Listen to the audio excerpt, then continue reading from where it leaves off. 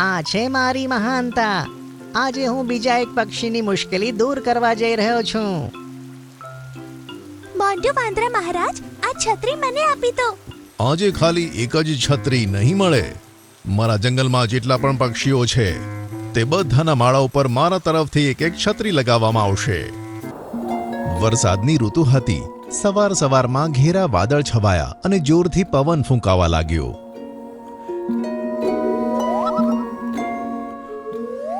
અરે વાહ, વરસાદ આવવાનો છે. હવે તો બહુ મજા આવશે. રામુ હાથી, શિયાળ, ઝરખ, મોન્ટુ વાંદરો, કાલુ રીંછ, ઝેબ્રા બધા ખુશ હતા. ત્યાં જ જોરથી વાદળ ગરજ્યા અને વરસાદ પડ્યો. યે, કેટલું ઠંડુ પાણી છે. જ્યાં એક બાજુ બધા જાનવર વરસાદની મજા માણતા હતા, ત્યાં બીજી બાજુ પક્ષીઓ માટે મુસીબત હતી. ટીનુ ચકલી તેના બચ્ચા સાથે આરામથી સૂતી હતી. ત્યાં જ એના માળામાં પાણી આવવા લાગ્યું. અરે અરે, આ સવાર સવારમાં આટલું પાણી ક્યાંથી આવ્યું? તે બંને જાગ્યા અને જોયું તો વરસાદ પડતો હતો. ઉફ, આટલો ભારે વરસાદ! મારો માળો તો પાણીથી બહુ જલ્દી ભરાઈ રહ્યો છે. ઉડી જા મુન્ના. બિચારા બંને પોતાના માળામાંથી બહાર નીકળ્યા અને ઝાડની ડાળીની નીચે બેસી ગયા. બીજી બાજુ ચિંકી મેનાની પણ આ જ હાલત હતી. તેનો માળો ખૂબ મોટો હતો અને માળામાં ઘણું બધું પાણી ભરાઈ ગયું હતું. અરે અરે, ચિંકીના પપ્પા, બધા બહાર નીકળો, માળો પડી જશે તો. તેમના બહાર આવતાની સાથે જ તેમનો માળો તૂટીને નીચે પડી ગયો. હે ભગવાન! જ્યાં સુધી વરસાદ પડતો રહ્યો, પક્ષીઓને આમ જ મુશ્કેલી પડતી રહી. બપોરે જ્યારે વરસાદ બંધ થયો ત્યારે બધા શેરખાન પાસે ભેગા થયા. શેરખાન, વરસાદની ઋતુથી અમે બધા જ હેરાન છીએ. તમારે અમારા માટે કંઈ કરવું જ પડશે. ભલા હું વરસાદનો સામનો કેવી રીતે કરી શકું? વરસાદ તો કુદરતી છે. ના હું એની સામે લડી શકું કે ના એને બંધ કરી શકું. ત્યાં જ મોન્ટુ વાંદરો બોલ્યો કે ભલે તમે બધાએ સિંહને રાજા તરીકે નિયુક્ત કર્યો, પણ જો હું તેની જગ્યાએ હોત ને તો તમારી આ મુશ્કેલી તરત જ દૂર કરી નાખત. આ સાંભળીને પક્ષી અને બધા જાનવર તેની તરફ ગુસ્સાથી જોવા લાગ્યા.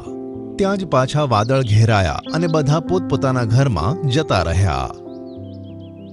શેરખાન પણ વિચારતો વિચારતો વરસાદમાં પલળતો પલળતો આગળ ગયો. થોડાક આગળ જતા શેરખાનને એક ટ્રક જોવા મળ્યો, જેમાંથી એક ડાકુ બહાર નીકળ્યો. આહા, આજે તો મજા આવી ગઈ. એક ટ્રક લૂંટ્યો છે. જરૂર એમાં મોંઘી મોંઘી આઈટમ હશે જેને વેચીને હું માલામાલ થઈ જઈશ. એ પહેલા એક શિકાર કરીને મારી પેટ પૂજા કરી લઉં. આ તો શિકાર કરવા માંગે છે. હું તેને મારા જંગલના એક પણ જાનવરને મારવા નહીં દઉં. અને શેરખાને તેની ઉપર તરાપ મારી અને તેને મારી નાખ્યો. શેરખાને પેટ ભરીને તેનું માંસ ખાધું અને ત્યાંથી જતો રહ્યો. ત્યાં જ મોન્ટુ વાંદરો ત્યાં આવ્યો. અરે અરે, આ તો ટ્રક છે, પણ આ જંગલમાં અહીંયા શું કરે છે? તેણે કંઈક વિચાર્યું અને ટ્રકની અંદર જતો રહ્યો. ટ્રકમાં રહેલી હજારો છત્રીઓને જોઈને તેની આંખો તો ચમકવા લાગી. મોન્ટુ વાંદરો એક છત્રી લઈને જંગલ તરફ જતો રહ્યો. વરસાદ ખૂબ પડતો હતો અને પક્ષીઓ હજુ પણ હેરાન હતા. કેટલાક જાનવર ટીનુ ચકલીના ઝાડની નીચે ઊભા હતા. ટીનુ બહેન, તારો માળો પાણીથી ભરાઈ ગયો છે. આ પડવાનો છે. તેમાંથી બહાર નીકળી જા. ના, હું તેની અંદરથી નહીં નીકળું. મારા નીકળતા જ આ નીચે પડી જશે. એટલામાં મોન્ટુ વાંદરો આવ્યો અને બોલ્યો કે હેરાન થવાની કોઈ જરૂર નથી. મોન્ટુ વાંદરો આવી ગયો છે. આ વરસાદ મારા જંગલના પક્ષીઓનું કશું જ નહીં બગાડી શકે. મોન્ટુ વાંદરાએ છત્રી ખોલી અને ટીનુ ચકલીના માળાની ઉપર મૂકી દીધી. હવે પાણી બિલકુલ માળામાં આવતું ન હતું. ધીરે ધીરે પાણી માળામાંથી જતું રહ્યું અને બધા ખૂબ જ ખુશ થયા. અરે વાહ મોન્ટુ વાંદરા, આ કઈ જાદુઈ વસ્તુ લાવ્યો છે. તેણે તો વરસાદના પાણીને એકદમ રોકી દીધું. આને છત્રી કહે છે. આ જાદુ ફક્ત મારા જંગલના વાસીઓ માટે જ મેં શીખ્યું છે. હું દરરોજ મારા જાદુની શક્તિથી એક છત્રી લાવીશ. અને એક એક કરીને બધા પક્ષીઓના માળા ઉપર આ છત્રી આવી જશે. મોન્ટુ વાંદરા, અમે ખોટા હતા. તે ખરેખર વરસાદનો ઉપાય કરી નાખ્યો. હવે લાગે છે તને અમારો રાજા માની જ લેવો પડશે. મોન્ટુ વાંદરા જિંદાબાદ. એટલામાં શેરખાન ત્યાં આવી ગયો. આ બધું શું ચાલે છે? શેરખાન જુઓ, મોન્ટુ વાંદરાએ કઈ રીતે પોતાના જાદુની શક્તિથી આ છત્રી બનાવી અને મારી મુશ્કેલી દૂર કરી. તમે તો આવું કરવાનું વિચારી જ નથી શકતા. જાદુથી છત્રી બનાવી? શેરખાનને છત્રી જોઈને ખબર પડી રહી હતી કે મોન્ટુ વાંદરો કઈ રીતે જંગલવાસીઓને ઉલ્લુ બનાવે છે, પણ આમ કરીને તે પક્ષીઓની મુશ્કેલી દૂર કરે છે એવું સમજીને તેણે કંઈ ન કીધું. હવે બધા જાનવર અને પક્ષીઓએ મોન્ટુ વાંદરાને માન આપવાનું શરૂ કર્યું. આખો દિવસ તેની સેવામાં લાગ્યા. સાંજના સમયે બધા જ પશુ પક્ષીઓ એક પ્રસ્તાવ લઈને આવ્યા. મોન્ટુ વાંદરા, આજે રાત્રે તમે જાદુથી જે છત્રી બનાવો તેને મારા માળામાં લગાવજો. વરસાદના કારણે મારા માળાની હાલત ખૂબ ખરાબ છે. કેમ નહીં મેના? સવાર સુધી હું તારી મુશ્કેલી દૂર કરીશ. રાત્રે ઠીક 12 વાગે મોન્ટુ વાંદરો ટ્રક પાસે પહોંચી ગયો અને તેમાંથી એક છત્રી નીકાળી. સવારે જ્યારે વરસાદ શરૂ થયો ત્યારે તે મેનાના માળા પાસે ગયો અને માળા ઉપર છત્રી લગાવી. મોન્ટુ વાંદરા રાજાની જય હો! મોન્ટુ વાંદરા રાજાની જય હો! મોન્ટુ વાંદરા રાજાની જય હો! મોન્ટુ વાંદરા રાજાની જય હો! શેરખાન ત્યાં જ ઊભો આ જોતો હતો. આટલા બધા પક્ષીઓ હેરાન છે અને આ એક રાતમાં માત્ર એક જ છત્રી લાવે છે. આજે જોવું જ પડશે કે આ કયા જાદુની વાત કરે છે. તે રાત્રે શેરખાને મોન્ટુ વાંદરાનો પીછો કર્યો અને તેને ખબર પડી ગઈ કે મોન્ટુ વાંદરો ટ્રકમાંથી છત્રી ઉઠાવીને લાવે છે. આ જોઈ શેરખાન હસવા લાગે છે. બીજા દિવસે ભર વરસાદમાં મોન્ટુ વાંદરો એક છત્રી લઈને ઊભો હતો અને ઘણા પક્ષી તેની સામે ઊભા હતા. આ છે મારી મહાનતા. આજે હું બીજા એક પક્ષીની મુશ્કેલી દૂર કરવા જઈ રહ્યો છું. મોન્ટુ વાંદરા મહારાજ, આ છત્રી મને આપી દો. એટલામાં શેરખાન ત્યાં આવી ગયો. આજે ખાલી એક જ છત્રી નહીં મળે. મારા જંગલમાં જેટલા પણ પક્ષીઓ છે તે બધાના માળા ઉપર મારા તરફથી એક એક છત્રી લગાવવામાં આવશે. શેરખાન, શું તમે પણ મોન્ટુ વાંદરાની જેમ જાદુ શીખ્યા છો? રામુ હાથી, સામે આવ. થોડા દિવસો પહેલા એક ડાકુ ટ્રક લઈને જંગલમાં આવ્યો હતો. તે જંગલમાં જાનવરોનો શિકાર કરવા માટે બહાર નીકળ્યો. ત્યારે જ મેં એનો શિકાર કર્યો હતો અને હું જતો રહ્યો. પણ મને ખબર ન હતી તે ટ્રક છત્રીઓથી ભરેલી છે.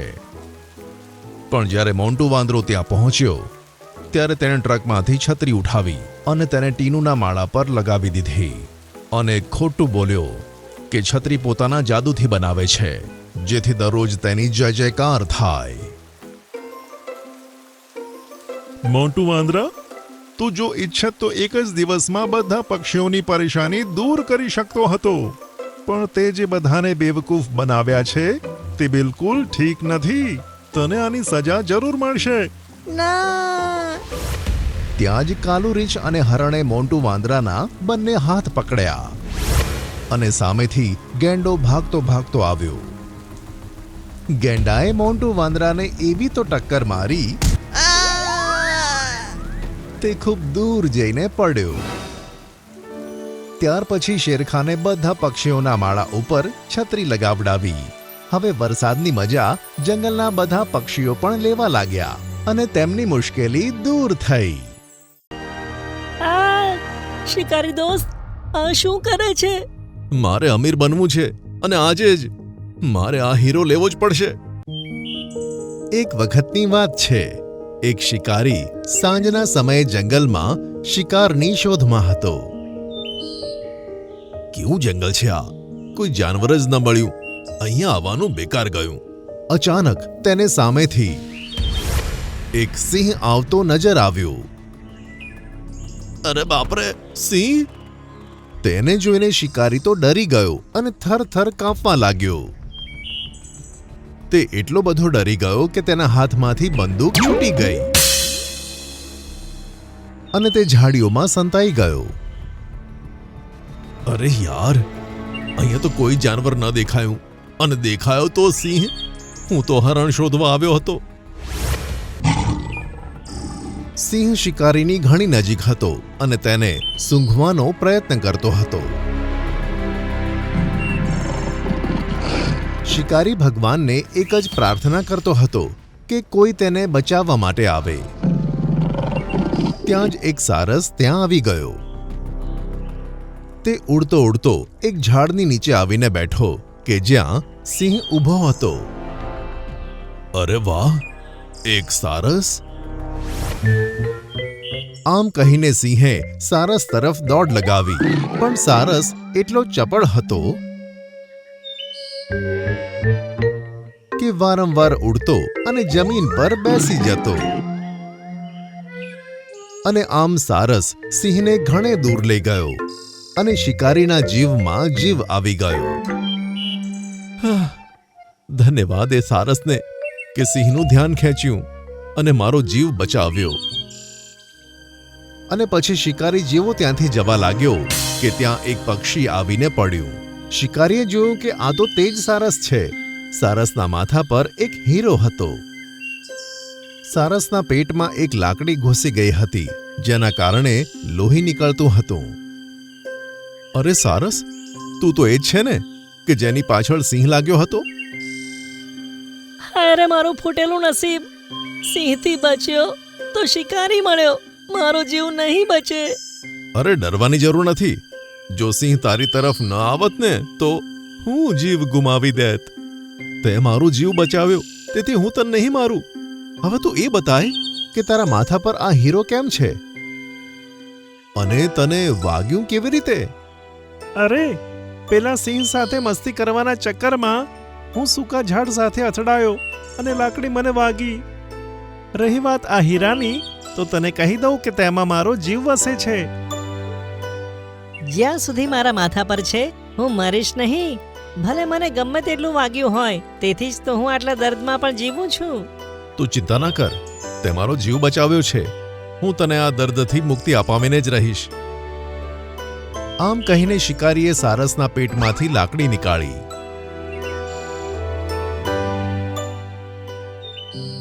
અને તેના ઘા પર મલમ લગાવ્યું. ત્યાં સુધી કે શિકારીએ 2 દિવસ સુધી તેને પોતાના ટેન્ટમાં રાખ્યો. હવે સારસ એકદમ સ્વસ્થ થઈ ગયો. વાલા સારસ, હવે તું એકદમ ઠીક છે. હું મારા ગામડે પાછો જાઉં છું. તને મળવાનું મન થશે તો પાછો આવીશ. સારું શિકારી દોસ્ત, જ્યારે ઈચ્છા થાય ત્યારે, તને મારી જ્યારે પણ યાદ આવે, બસ મને યાદ કરી લેજે. આ હીરામાં એટલી બધી શક્તિ છે કે જ્યારે તું મને યાદ કરીશ ત્યારે આ ચમકી ઉઠશે અને તારા સુધી આવવાનો રસ્તો પણ મને બતાવશે. શું કીધું તે? મને વિશ્વાસ તો નથી આવતો, પણ અજમાવીને જોઈશ. ચાલ ત્યારે જાઉં છું. આમ કહીને શિકારી જતો રહ્યો.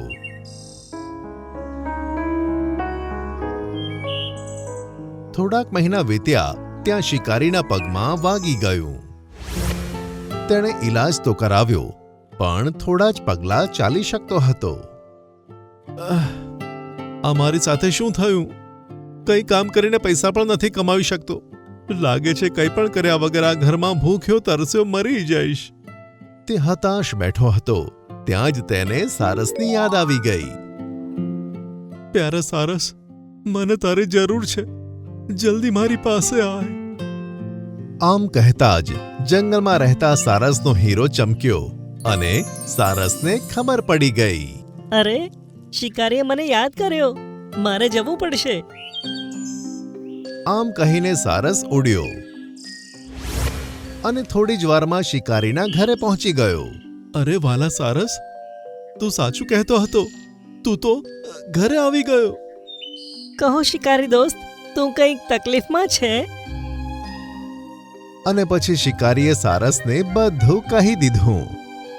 અને પછી સારસે કહ્યું કે તારી બીમારી તો હું દૂર નહીં કરી શકું, પણ તારા માટે ખાવાની વ્યવસ્થા જરૂર કરીશ. આમ કહીને સારસ ઉડ્યો. અને થોડી જ વારમાં પોતાના મોઢામાં એક માછલી દબાવીને પાછો આવ્યો. આલે શિકારી દોસ્ત, આ માછલીને બનાય અને મજાથી ખા. શિકારી એટલો ભૂખ્યો હતો કે તેને ઝડપથી માછલી પકાવી અને પછી મજાથી ખાવા લાગ્યો. આહ, મજા આવી ગઈ. આજનું તો પત્યું વાલા સારસ, પણ કાલનું શું? તું ચિંતા ના કર, હું દરરોજ તારા માટે આવું કંઈ ને કંઈ ખાવાનું લાવતો રહીશ. અને પછી શિકારી ખુશ થઈ ગયો. ઘણા દિવસો વીત્યા અને સારસ આ રીતે શિકારીને કંઈક ને કંઈક ખાવાનું આપતો રહ્યો. એક દિવસ શિકારીને એક પત્ર મળ્યો. આ પત્ર તો મારા નાના ભાઈનો છે. મારા શિકારી ભાઈ, તને જણાવતા મને આનંદ થાય છે કે હું ખૂબ ધની થઈ ગયો છું અને આવતા મહિને લગ્ન કરું છું. મારા લગ્નમાં જરૂર આવજે. પત્ર વાંચતા જ શિકારી ખૂબ જ ગુસ્સે થઈ ગયો અને તેણે પત્ર ફાડી નાખ્યો. અહીંયા હું ખાવાનું ખાઈને ખુશ છું અને ત્યાં મારો ભાઈ અમીર થઈ ગયો અને લગ્ન કરવાનો છે.